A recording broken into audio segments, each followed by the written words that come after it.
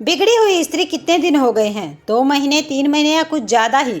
कपड़े देते हुए, खाना परोसते या सामान पैक करते बस हाथ छू भर जाते या वही उसके गाल पर अपने अधर रख देती थी। बस उससे ज़्यादा कुछ नहीं। सुधीर की ट्यूरिंग जॉब है और 1-2 दिन के लिए घर आना तो थकान उतारने और गहरी नींद लेने की चाह में रात बिता देने में ही बीत जाता है। दिन भर ऑफिस की व्यवस्था रहती और इतवार हो तो घर के बहुत सारे अधूरे कामों को पूरा करने के चक्कर में सुधीर चक्कर घिनी सा दौड़ता रहता। सास चाहती कि बेटा कुछ पल उनके साथ बैठे तो मानस पापा को छोड़ना ही नहीं चाहता। उनकी फरमाइशें पूरी करने की खुशी से सुधीर आनंदित रहता।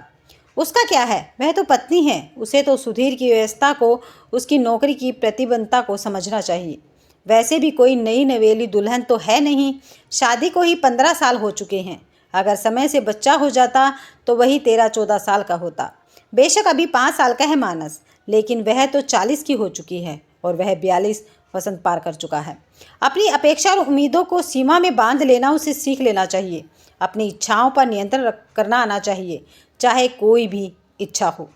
वह कभी सुधीर के पास जाकर उसके जिस्म पर उंगलियां फिराने की कोशिश करती तो उनिंदा सुधीर नींद की खुमारी में भी न जाने कैसे इतना कुछ सुना देता।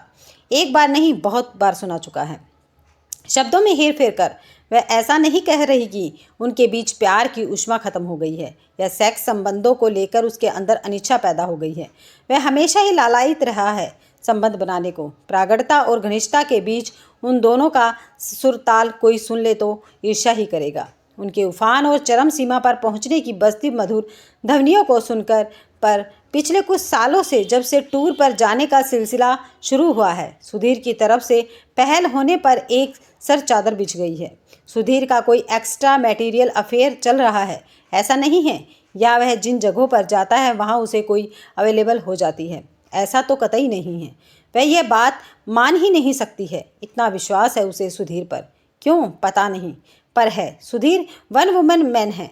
वह इतने विश्वास से कह सकती है यह बात।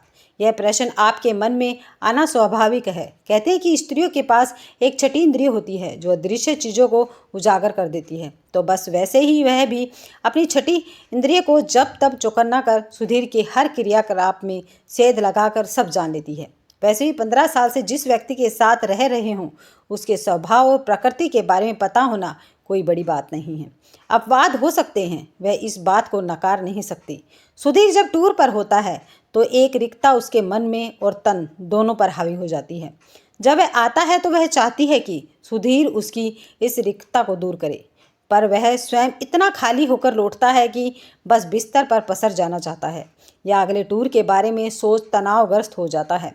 मार्केटिंग और सेल्स हेड बनना पहले जहाँ खुशी देता था, अब वहीं उसे चुभने लगा है। उसकी देह भाग दौड़ करते करते झुलस जाती है और मन में उठने वाली तरंगे तो न जाने कब से किस खो में जाकर छिप गई हैं। सारा दिन तलवार लटकी रहती है टारगेट्स पूरा करने की।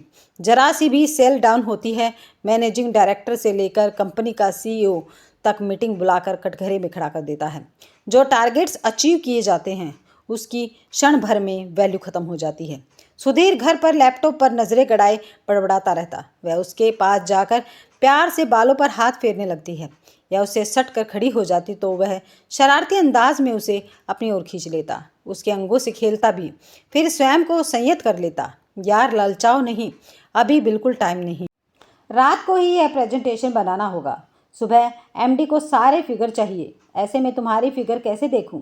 वह उसकी खुमारी की कीबोर्ड पर उंगलियां चलाते हुए तोड़ देता। पर बहुत दिन हो गए सुधीर, मेरा मन भी करता है। यह तो एक ज़रूरत है और मेरे अंदर शायद सेक्सुअल डिज़ायर कुछ ज़्यादा ही है। तुम भी तो यही मानते हो। ऊपर से मैं इस बारे में खुलकर कहने से परहेज नहीं करती। मेरे लिए सेक्स कोई टैब नहीं है जो उसके बारे में लुके छिपे ढंग से बात करूं। I want to make love. वह उससे लिपट जाती। मैं समझता हूँ कर लूँ, पर क्या करूँ? अभी मेक लव किया तो उसके बाद नींद के आगोश में समा जाऊंगा और प्रेजेंटेशन लैपटॉप की स्क्रीन पर ही अटका रह जाएगा। तुम सोचती होगी मैं अपने आप को कैसे रोक लेता हूँ, पर सच कहूँ संबंध बनाने के लिए मन और तन दोनों का ही रिलैक्स रहना ज़रूरी है। हमारी भागती दौड़ती जिंदगी ने भौतिक सुख तो हमें दे दिए हैं, पर प्यार करने के पल हमसे छीन लिए हैं। बोझिलता उसके चेहरे पर पसरी होती तो कन्नू ही अपने मन को मार लेती या उसके कुर्ते पर फैली सिलवटें ठीक कर उसके हाथ पर हाथ रखकर भरोसा सा देती, वहाँ से हट जाती। सच ही तो कह रहा है सुधीर। शादी के 5 साल तक उनके बीच जो शारीरिक दीवानापन था, जो कामुकता का जवार उनके बीच हिलोरे मारता था, एक दूसरे के भीतर खो जाने की चाह हमेशा एक जिजीविषा की तरह फन उठाए खड़ी रहती थी। वह धीरे धीरे नदी के शांत जल की तरह बहने लगी। उसकी इच्छाएं बहुत परेशान करती हैं कन्नू को। लव स्टोरी नामक वेब सीरीज़ में अपनी इच्छा स्वयं ही शांत करने के बहुत से तरीके उसने देखे, ट्राई भी किए, पर सुधीर के संसर्ग में जो सुख मिलता है वह उन कृत्रिम साधनों से नहीं मिलता। वह महसूस कर रही है कि उम्र बढ़ने के साथ साथ उसकी शारीरिक इच्छाएं भी लगातार बढ़ती जा रही हैं और इसे लेकर वह मुखर भी है। अपनी हम उम्र स्त्रियों को देखती है, पति अगर हाथ बढ़ाकर उन्हें अपनी ओर खींच लेता है तो कभी मन से कभी बेमन से उसकी संतुष्टि में सहयोग दे देती हैं, वरना उनके शरीर में सेक्स करने की अकुलाहट ऐसी उनकी बातों और हाव भाव से नहीं लगता। बच्चे बड़े हो गए हैं या जवान हो, बच्चों के बाद यह सब करना क्या अच्छा लगता है? यही जुमले उन्हें कहते सुना है। कुछ दिन पहले ही नेहा कह रही थी, जब से मेरा बेटा बड़ा हुआ है मैं पति के साथ नहीं सोती। आदमियों का क्या है, साथ लेटो तो हाथ चल ही जाते हैं यहाँ वहाँ। अच्छा थोड़ी लगेगा अब वह सब करना। बोलते बोलते शर्मा उठी वह भी तो 40 की होगी। उनकी शादी तो 18 साल में ही हो गई थी और वह भी लव मैरिज थी। पति के साथ घूमा करती थी शादी से पहले। अब उनका हाथ छू जाना उन्हें अखरने लगा है। फिर कन्नू के साथ ऐसा क्यों नहीं हो रहा है? उसका शरीर क्यों हमेशा कसमसाता रहता है?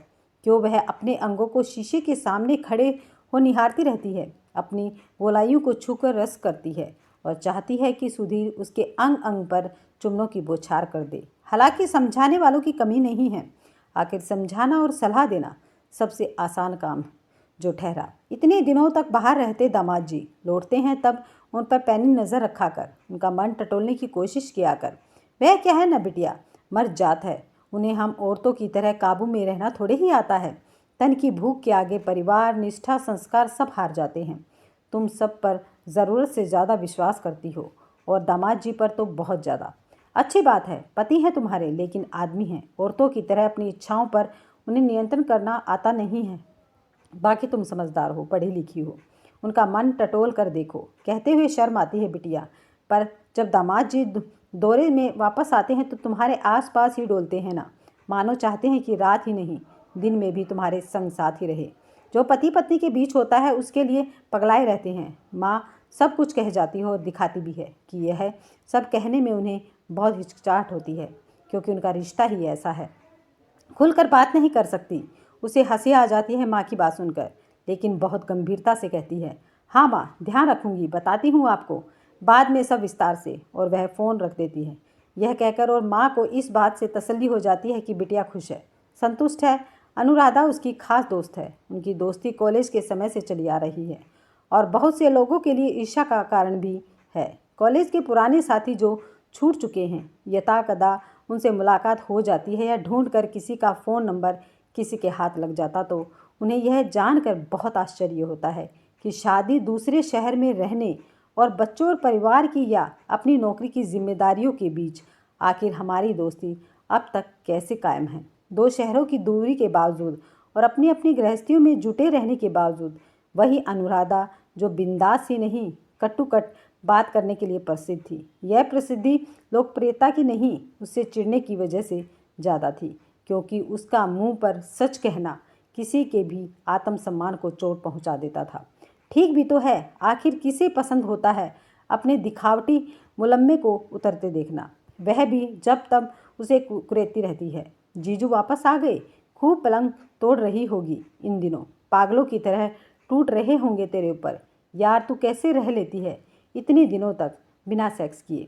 अपन तो नहीं रह सकते। अच्छा बता तेरा पति कैसे रह लेता है इतने दिनों तक इसके बिना? कहीं बाहर कोई चक्कर तो नहीं है? वह जोर से हंसने लगी।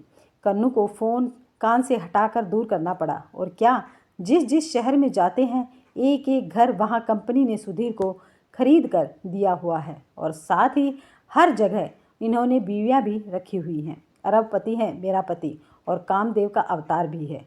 उसे देखा नहीं कि अप्सराएं उसकी गोद में बैठकर अटखेलियाँ करने लगती हैं। हद है यार, कुछ भी बोल देती है। वह रूठने का नाटक करती है। अरे मेरी जान, रूठ मत, तेरी चिंता है, मरी रहती हूँ इसलिए कह दिया। खैर अपना दिमाग मत खराब कर, एंजॉय कर लाइफ में। फिर वह बिना बाय कहे या बात ख़त्म किए फ़ोन रख देती है। हाँ, एंजॉय ही तो कर रही हूँ, वह लाइफ में खुश हूँ। आखिर किस बात की कमी है? माँ, सास, परिचित, रिश्तेदार सभी के हिसाब से वह सुखी है। पति ख्याल रखता है, बच्चे होनहार हैं, घर में किसी चीज़ की कोई कमी नहीं है, सब ठीक चल रहा है।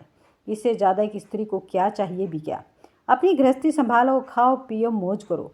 भारतीय परिवारों की अधिकांश लड़कियां विवाह के बाद ऐसा ही जीवन पाने की कामना तो करती हैं। जब पति चाहे तब अपना शरीर उसे सौंप दो। खुद आगे बढ़कर उसके शरीर से खेलने की इच्छा रखना, उफ, ज़्यादा ही कामुक स्त्री होगी या बिगड़ी हुई। आखिर जो स्त्री अपनी इच्छाओं पर काबू न पा सके, खासकर शारीरिक इच्छाओं पर, उसे गंदी सोच वाली ही कहा जाएगा। संतुष्ट होना सीखना चाहिए, स्त्रियों को करना पड़ता है, करना भी चाहिए। वह पुरुष की तरह खुलकर सहवास करने की बात नहीं कह सकती है। उसे इस तरह से पाला नहीं जाता। उसे तो पति से प्रेम भी लुक छिप कर करना चाहिए, बहुत ही दबे स्वरों में व्यक्त करना चाहिए, बिंदास होकर नहीं। कन्नू अगर अपनी इच्छाओं पर काबू नहीं रख पा रही और पति के साथ संबंध बनाना चाहती है तो वह क्या गलत है? उसे याद आया, किसी पत्रिका में पढ़ा था या शायद कोई अपने सामने हजारों की संख्या में बैठी महिलाओं को टीवी पर प्रवचन दे रहा था कि जो स्त्री अपनी शारीरिक इच्छाओं को दबाना नहीं जानती वह चरित्रहीन होती है। पति के सामने सहवास करने की इच्छा जाहिर करना चरित्रहीन होने की निशानी है। हंसी आ गई कन्नू को। सच ही तो है, लड़कियों को तो बचपन से ही अपनी इच्छाओं को मारना, उनसे लड़ने की सीख दी जाती है। चलो यही सही। वह सुधीर के पास जाकर खड़ी हो गई, एकदम पास। कल तुम फिर टूर पर निकल जाओगे, ऐसे नहीं जाने दूंगी। और फिर सुधीर का लैपटॉप बंद कर वह उसके गालों को चूमने लगी, उसके होठों को अपने होठों में कैद कर लिया। कन्नू पूरी तरह से सुधीर पर छा गया था। नहीं मारेगी वह अपनी इच्छाओं को, चाहे कोई उसे बिगड़ी हुई ही क्यों ना समझे। कन्नू के भीतर जैसे वर्षों से दबा जवार अचानक फूट पड़ा था। यह सिर्फ देह की पुकार नहीं थी, यह अपने अस्तित्व की स्वीकृति की मांग थी। उसने पहली बार महसूस किया कि वह भी इस रिश्ते में उतनी ही महत्वपूर्ण है जितना सुधीर।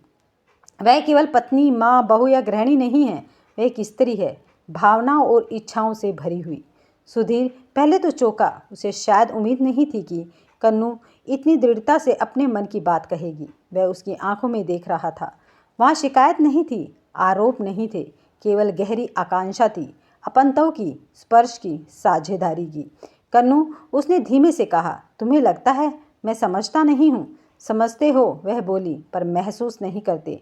मैं तुम्हारी जिंदगी का हिस्सा हूँ, बोझ नहीं। मैं तुम्हें थकान से निकालना चाहता हूँ, तुम्हारे तनाव को बांटना चाहती हूँ, पर तुम मुझे बाहर ही खड़ा कर देते हो। सुधीर की उंगलियां अब कीबोर्ड पर नहीं चल रही थी।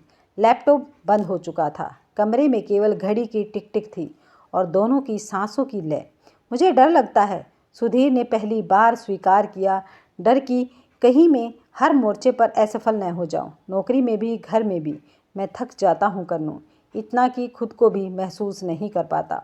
कन्नू का स्वर अब कोमल हो गया, पर मैं तुम्हारी दुश्मन नहीं हूँ सुधीर, मैं तुम्हारा घर हूँ। यहाँ तुम गिर सकते हो, टूट सकते हो, यहाँ तुम्हें संभलने के लिए मैं हूँ। उस रात कुछ भी उतावलापन नहीं था, कोई उफान नहीं, कोई हड़बड़ी नहीं। केवल दो लोग थे जो वर्षों की दौड़ के बाद पहली बार ठहरे थे। कन्नू ने सुधीर के सीने पर सिर रखा और वह उसकी पीठ सहलाता रहा। बहुत देर तक यूं ही चुप रहे। उस चुप्पी में शिकायतें भी थी और समाधान भी। अगले दिन जब सुधीर टूर पर जाने के लिए तैयार हो रहा था, उसने पहली बार जल्दबाजी नहीं की। मानस स्कूल जा चुका था, सास पूजा में थी। सुधीर ने कन्नू को पीछे से आकर थाप लिया। मैं कोशिश करूँगा, उसने कहा, केवल तुम्हारे लिए नहीं, हमारे लिए। शायद मुझे अपने काम के तरीके बदलने होंगे। हर बार खुद को जलाकर रोशनी देने से अच्छा है थोड़ा संभल कर चलो। कन्नू मुस्कुराई, और मैं भी सीखूंगी कि तुम्हारी थकान को केवल अपनी उपेक्षा न समझूं, पर एक बात याद रखना, मैं अपनी इच्छाओं को अब अपराध नहीं मानूंगी। सुधीर ने उसकी आंखों में झांकते हुए कहा, और मैं उन्हें बोझ नहीं मानूंगा।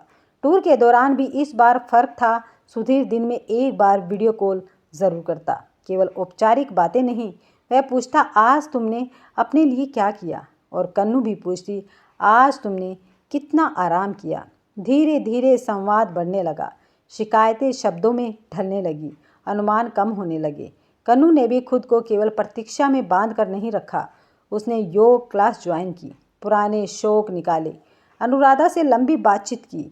अब वह केवल सुधीर की अनुपस्थिति में तड़पती नहीं है, वह अपने होने को भी जी रही है। कुछ महीनों के बाद सुधीर ने कंपनी में आंतरिक बदलाव की बात उठाई।